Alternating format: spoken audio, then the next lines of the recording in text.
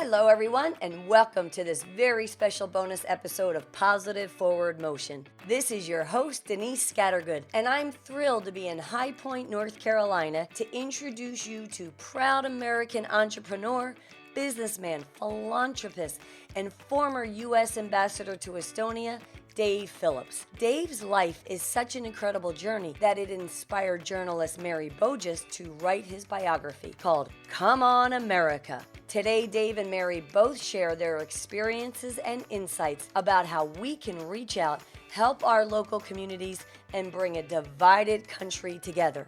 By the end of this episode, I have a feeling you're also going to be saying, Come On America. I am so excited to be here today with the two of you. For the listeners to know, I am here at Market Square Tower in downtown High Point, North Carolina, right? So introduce yourself, Dave. Well, we are thrilled that you're here. We cannot believe you came all the way from Los Angeles, but you've been to High Point, you understand the international home furnishings market, and it's a great city that we live in, and we're happy to have you. Oh, well, thank you. And it is an honor to be here. And I'm so excited for the listeners to hear about your story, Dave. And Mary, say hello. Hi, I'm Mary Bogest, and I'm the author of the book about Dave Phillips, the former United States Ambassador to Estonia, who has a fabulous, inspirational story about his life. Oh, it is. And that's what Positive Forward Motion is all about. It's sharing other stories of triumph and tribulation and moving forward. And you, sir, we could probably go on for days because you have stories that will go on forever. I mean, one of my favorites, I'm sitting here in your office that's amazingly beautiful, and you met the Dalai Lama. I mean, tell us a little bit about how that even happened. I mean, you have I don't want to call that a scarf. What is that the Dalai Lama gave you that I'm looking at? Isn't it a katra? Yes. See, she remembers all this. That's good. I wasn't sure I was pronouncing it correct. That's great. A katra? A katra. So how did you meet the Dalai Lama? How did that happen? Through meeting other people. And I served on the travel committee for the Smithsonian, and we were at a board meeting, and usually the Smithsonian board takes a trip somewhere, and usually they've been going to Europe. And I had just talked to someone in Hawaii, believe it or not, an old friend, and they had friends who had just got back having met the Dalai Lama, met with the Dalai Lama. And so I said, how did they do that? Who do you call? Who? So I followed up on that, and doggone if we didn't get organized where we took the Smithsonian board to India and then got in small planes and flew up in the Himalayas and went to meet with the Dalai Lama. It was fabulous. Why don't you tell them about what happened when the Dalai Lama met Kay? Oh, well, my wife Kay, and the Dalai Lama is very personable. And when I first met him and stuck my hand out, and he was bowing. I mean, I really was kind of bowing to him with my hands closed like he was doing. And he said, "Hey," and stuck his hand out and said, "How you doing?" And I figured, can you believe it? And then he put these scarves on different people, but he put his hands on Kay's face, and it was just like ethereal, where she just went to the stars. And it was just, he's the most personable, lovely man. So it was a great adventure for all of us. And the story didn't really end there. There's kind of a funny end to that story, North Carolina end to that story when the nephew came in, isn't there? Oh, yes. So here we are, high in the Himalayas, and he said, I want you to meet my nephew. He's coming in. And so this younger gentleman came in, and maybe he was in his 30s. We started talking, and he said, how is the ACC? And I said, the ACC? He said, basketball. He said, I went to Georgetown. So you just never know. It's a small world. It's a small world. It is a small world. And I understand, Mary, you were here in the office meeting with Dave for your publication, and you write, tell me what paper you write for here. Well, I actually write a column that appears in the High Point Enterprise here every Sunday. It's a full page, and I run about 5 or 6 photos with it. And it tells about people in High Point or around the area and what they're doing. I love it. And you were here in Dave's office. Yes. And as you were interviewing him or working with him, you were looking around at I am in your office right now, and it's phenomenal. You have a story to tell, sir. You have lived a life. But we're going to start. We got to the Dalai Lama, but let's back up a little bit because it just wasn't easy, right? Your life didn't start off just perfectly okay. You had to go through some challenges. So share a little bit about that with us. Well, I did, but there's something about being born with a challenge that is different than having a sudden operation that changes your body, your soul. And here I was born with a leg defect. My left leg was turned to the left, so I had multiple operations. But the most intriguing thing was only had 3 toes. So I've had fun telling people through the years that in the neighborhood when we were all playing in the sandbox, people were intrigued with my 3 toes. My leg turned out to be shorter and shorter, so when I got to be 14, it was 6 inches shorter, and I had it amputated. But you know what I really worried about? I lived with all that. It didn't bother me. I had to wait till a certain age to have it amputated. I knew it, and that what I worry about today is this thing called wounded warriors. And every time I see it, I think about all those service personnel who have awakened in the hospital the next morning and they've lost a limb. And those are the ones that I feel sorry for. I just grew up with it, and it's just the way it was. Right. So what you're sharing is you kind of prepared. You knew what was coming. You had time to resonate with it. You had time to understand the obstacle. And then you're right, with our wounded warriors, one day you're okay, and the next day that you're not. Right? Exactly. And it's extremely difficult. And to share, how do you feel this obstacle that you had overcome, how did it strengthen you to keep moving forward? And did it add any grit in your life too as you started to become older and business? Well, talking about grit, I had a big built-up shoe that was 6 inches tall and covered with leather. And it could be used as a weapon if you got in a fight in the playground. So, and as all boys do, they somehow, sometime, somewhere have to defend themselves. And I did. It worked for me. In other words, you kind of defended yourself against some bullies. Exactly. And you ran into one of those bullies later on in life, didn't you? I did. And that during the furniture market, where 80,000 people come to High Point twice a year for the furniture market all over the world. And I was walking down the hall, and he started looking at me, and I started looking at him, and we looked at each other and said, "Oh my goodness, you're so and so," and we just we all were excited to see each other because he was an old friend, but he and I had gotten into a fight, and I had kicked the dickens out of him, and he still had indentations that he showed me. Oh, well, there's an obstacle into an opportunity with that nice strong leg there. He learned, and I believe you got to work on the Special Olympics, didn't you? I did. Yeah, share a little bit about that. That's amazing. Well, it's the most exciting thing I've ever done in my life. It's just incredible. And I was Secretary of Commerce for the state of North Carolina, and some folks came to me and said, there's this opportunity to have the Special Olympics World Games in America, and why don't we go after our state up North Carolina? They're looking at Texas, and they're looking at Ohio, and they go around the world every 4 years, and it's a really incredible situation. So I started checking it out and finding out the magnitude of it, and I went to Washington, met with the Shriver family, who are the ones who started Special Olympics, and we made a good presentation. They said, all right, we will give it to North Carolina if you are able to raise $5 million and get back up here next week. So I went to Charlotte, North Carolina, and called on Hugh McCall as Bank of America, and I saw him I sat next to him at a function in Charlotte this past weekend.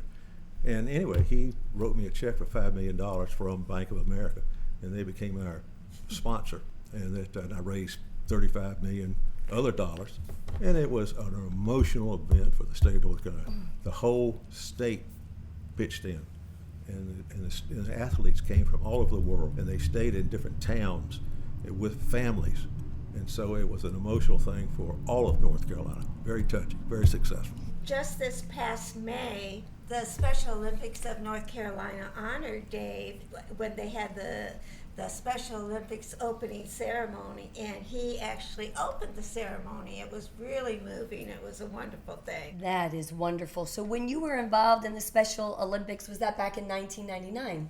It was. Correct? Okay. So I want to back up just for a second because you were given this challenge. You saw it as a magnitude. We want to have it here, right? So that was your first step. So talk about positive forward motion because this is a big undertaking. We wanted to be here in North Carolina, and they were like, all right, but you need to raise $5 million.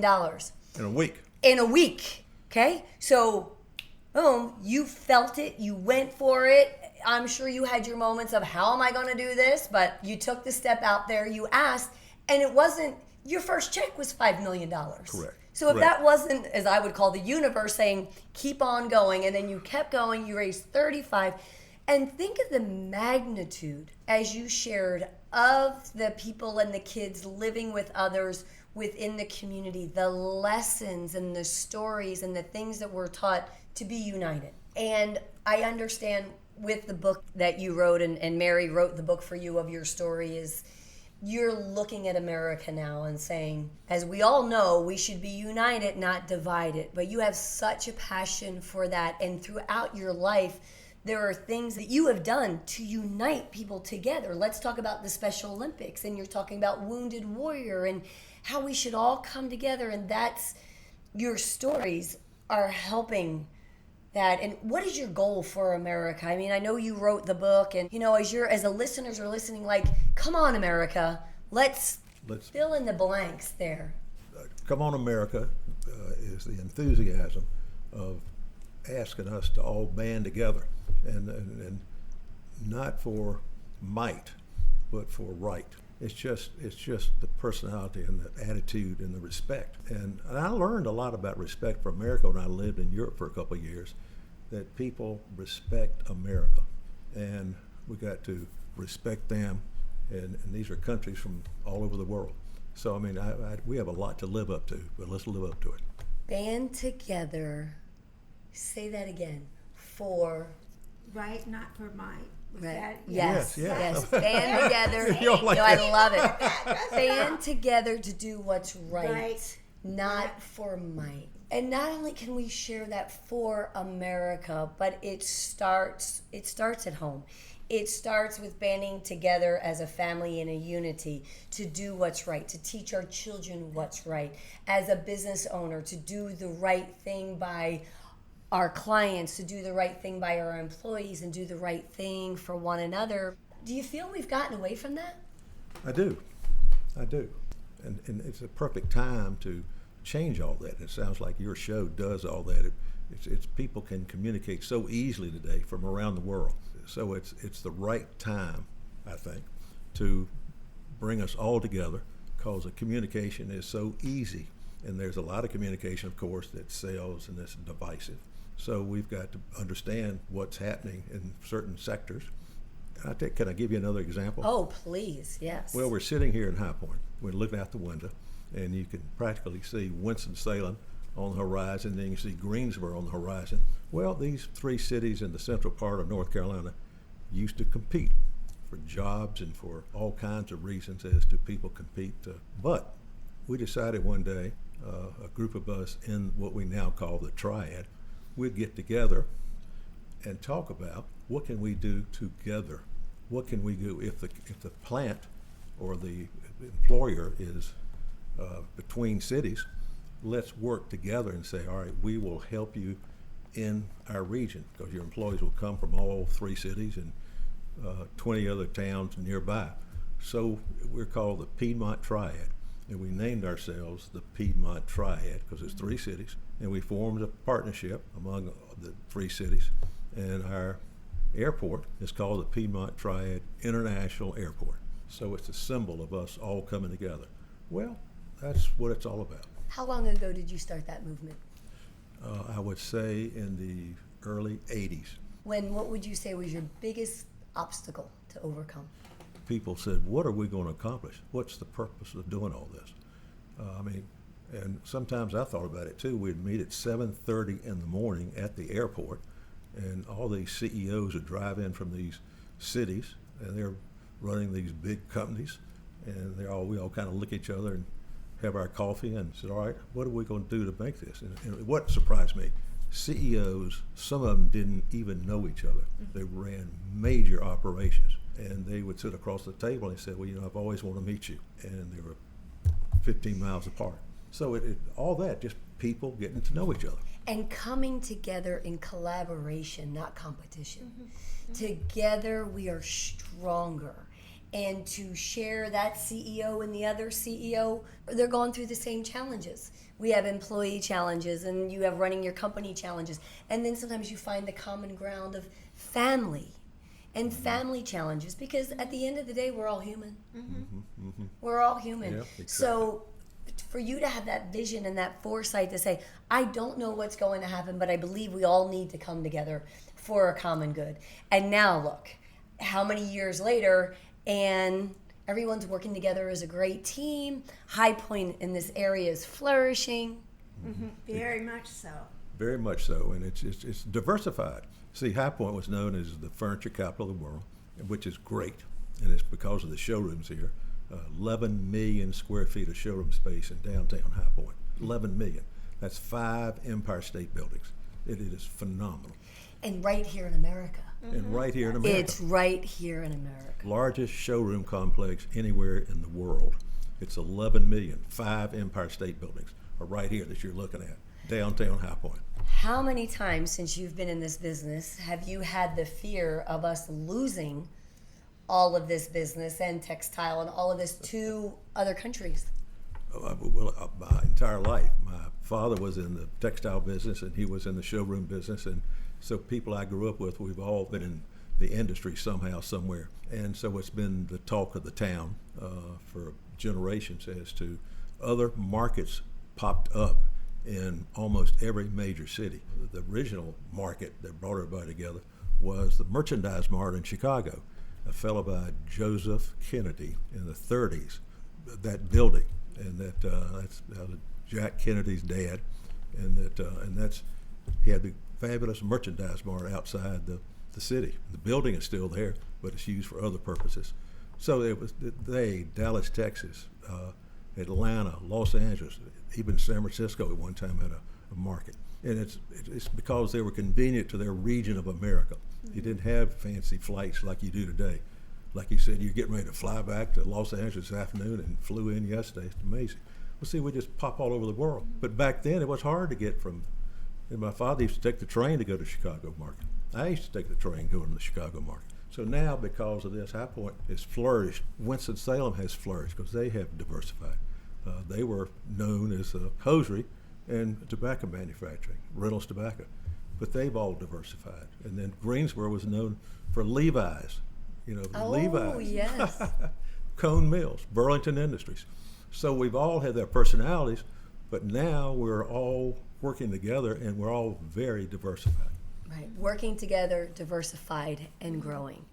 And there has been a lot of change in America, and I mean just from everything from our cell phones to our computers and the way we can do business across the world, the way that this message can get completely around the world. I mean, you were an ambassador. Tell us a little bit about your is it ambassadorship? Is that fair to say it that way? Well, it's one of the most intriguing things I've ever been involved in.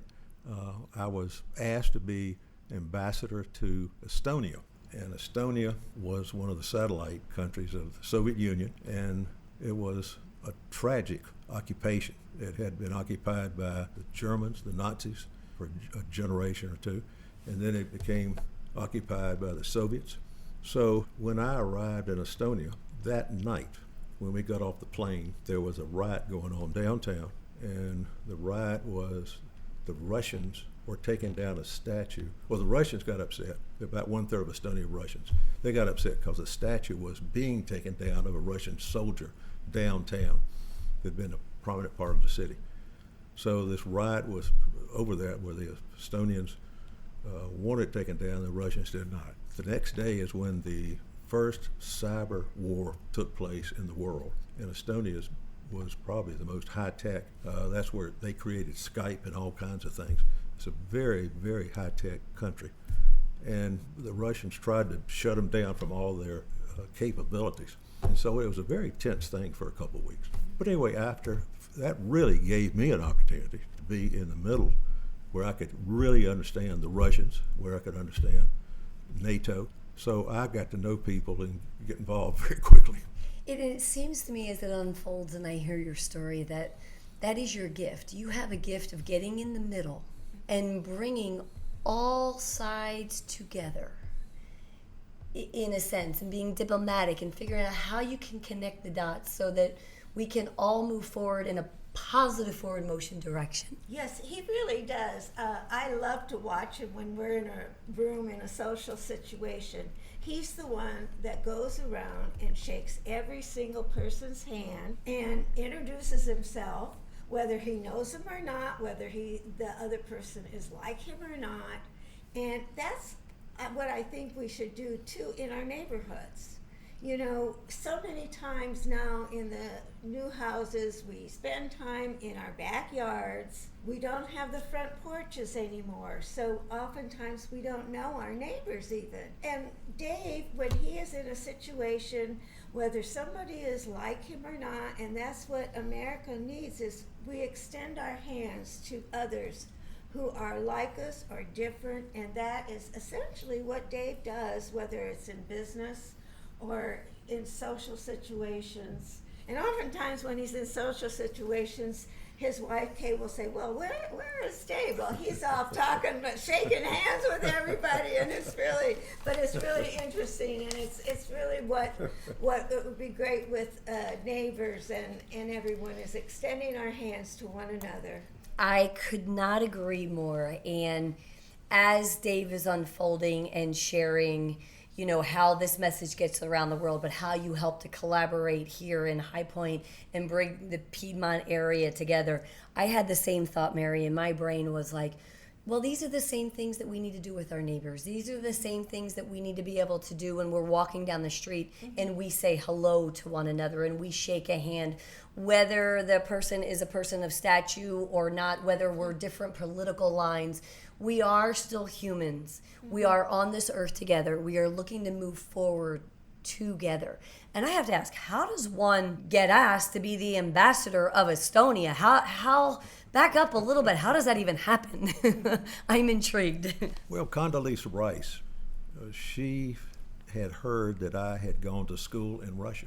And I was a senior in high school. I was in 1961, and there where I went to high school in Connecticut, they had a Russian program where they were just putting it together. And I said I would like to go. So there were courses at the University of Moscow to start off, and then we traveled Russia for a long period of time by train, plane, boat, from the north to the south, and went to the Ukraine and visited other places in Poland. And anyway, we really got to know the territory, and I think that absolutely intrigued Condoleezza Rice when she had heard about me being involved in the government here in North Carolina, and they were trying to find people for these different positions, and friends of mine recommended me, and I was thrilled, and just thrilled. And so I just thought it was a great challenge, but I was at the right place at the right time, and I felt like I did something. But a lot of people went to a lot of fancy places. They didn't do anything. They said drink wine and say hello. I mean, I was thrown in the middle, and it was fate. Yes, it's fate. And throughout your whole life, there have been experiences and you've put yourself in these positions that, you know, oftentimes people go, oh, I got lucky. Well, luck meets the preparation, as you know. But it seems like you're very much a yes guy. You see something and you're like, yes, let's move forward. Yes, we can get this done. Yes, let's keep. Where did you get that spirit? Where would you say that came from? I think my father. He moved to North Carolina, and he was a fabulous salesperson. He was selling product for furniture, and he loved the town and loved the industry, and he was curious, and he got involved in the community, and he got involved with other business people. He taught me one thing that's very important. Like, we invest in different companies. We might be in the same industry, but at least you're going to absolutely know how to make that product for, whether it's fabric or springs or foam or hinges. You've got to have somebody that's committed to it, and you invest in people. You invest in people. It's you understand the industry, but you've got to have the right people. So you got to know about people and always invest in people. They're the ones who are going to run it. He taught me that.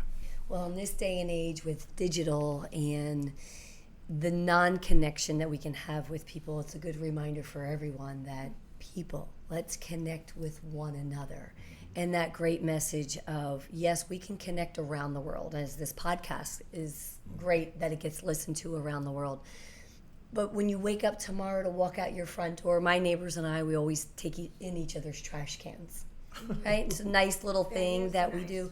But to how many times, you're right, everybody's so busy and on the run, to maybe knock on a door and say hello and shake a hand. And I'm your neighbor, and I've lived here for 2 years, and I want to just say hello and tell you about my life and who I am, and coming together in, again, as we mentioned, collaboration with one another. And it starts in our communities and our towns and our state and our world. So if you had a message to the listeners today, if there was one positive forward motion message that you'd like to leave them with, what would that be? That's a big question. Attitude. I've always thought attitude's it. No matter what you're going through or where you are at the time, even for several decades, and I don't have any left, I had a little gold pen and had attitude, and I'd give them out. And that so people in the lapel would put attitude, and I think that's the key to life, is the right attitude. So I've always felt that way. And I think Mary brought that out in the book. It's amazing what she has done, and it really, really made me nervous, because you don't know if somebody's captured my real self or not, just like here, and that. But you're face to face, but you came a long way. I'm so impressed you did this. But Mary sat here, and I wouldn't write down anything. I wouldn't record anything. It had to be face to face. I wanted to see her eyes. I wanted to see what she thought and what she's going to write and how she's going to put it all together. It was up to her, but I wanted to be sure I got the facts right. And this went on for a long, long, long time. And then after an interview with Mary, I get so nervous that I would go back into all my stuff and be sure I told her the right thing. But I'm so proud that she did what she did, and I'm so proud that you're here. Oh, well, thank you. It's an honor to be here. Mary, tell us a little bit about the book. I mean, we get to know about Dave, but share the essence of the book. Well, the book has so many different stories of Dave's life. He has led a very colorful life, and also a lot of his message that you've heard some of it here, but he has also his exploits while he was in Russia and during the Cold War, and he was actually somewhat of a mischief maker, and his meeting of Gene Harris, who was known as the Scarsdale Diet Slayer, I guess you could say, and also a bit about his business acumen and how he learned from his father through his ambassadorship and his serving his city, his state, and his government. But his stories are very fascinating. As fascinating as he is, he's a very fascinating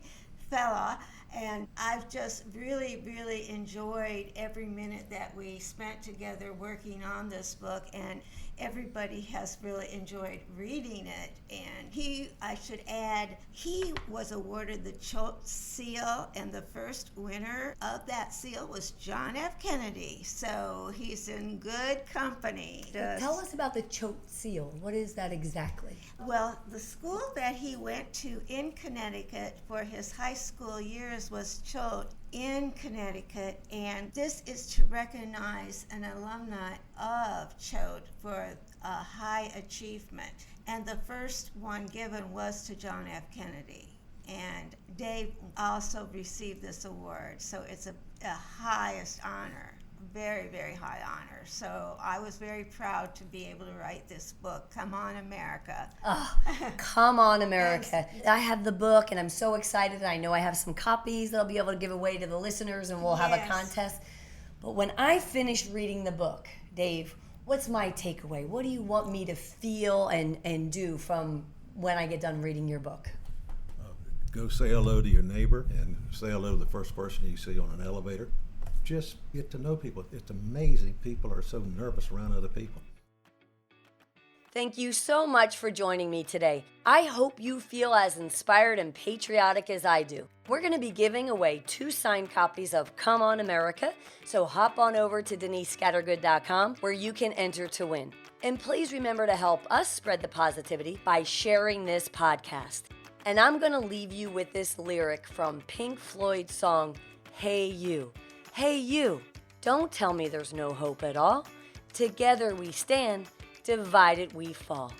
I hope you'll join me on my mission to connect with others. So go out and make a connection with someone new today, and remember to keep up the positive forward motion.